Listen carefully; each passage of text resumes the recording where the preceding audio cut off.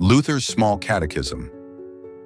The Ten Commandments, as the head of the family, should teach them in the simplest way to those in his household.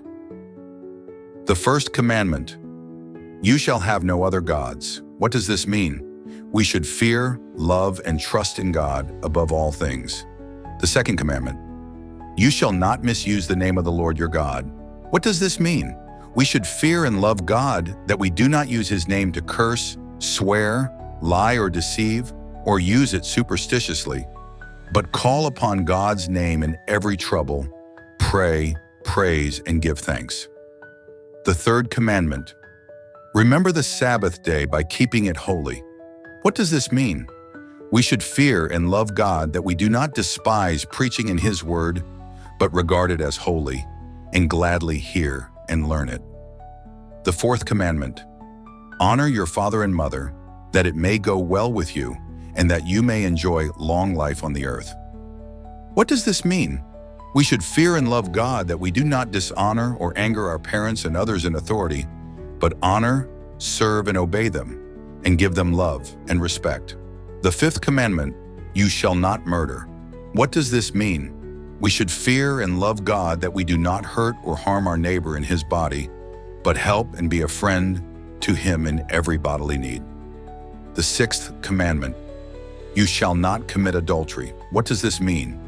We should fear and love God, that we lead a pure and decent life in words and actions, and that husband and wife love and honor each other.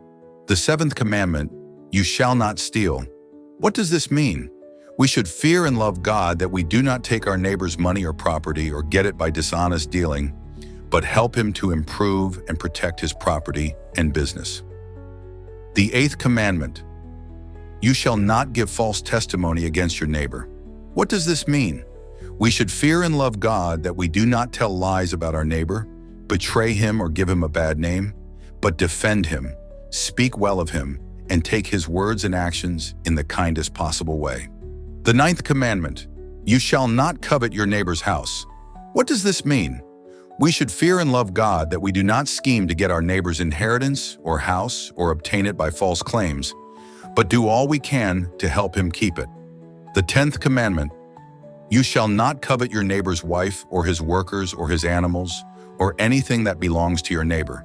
What does this mean? We should fear and love God, that we do not force or entice away from our neighbor, his wife, workers, or animals, but urge them to stay and do their duty.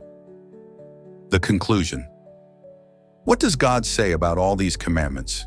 He says, I, the Lord your God, am a jealous God, punishing the children for the sin of the fathers to the third and fourth generation of those who hate me, but showing love to thousands who love me and keep my commandments.